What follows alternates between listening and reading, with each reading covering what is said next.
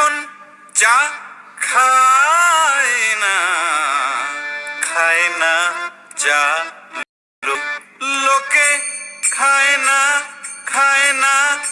চা লোকে এখন চা খায় না। চা দোকানি আমির আলী রচিত লোকে এখন চা খায় না হাটে মাঠে বাটে পুস্তকটি পাওয়া যাচ্ছে সর্বত্র।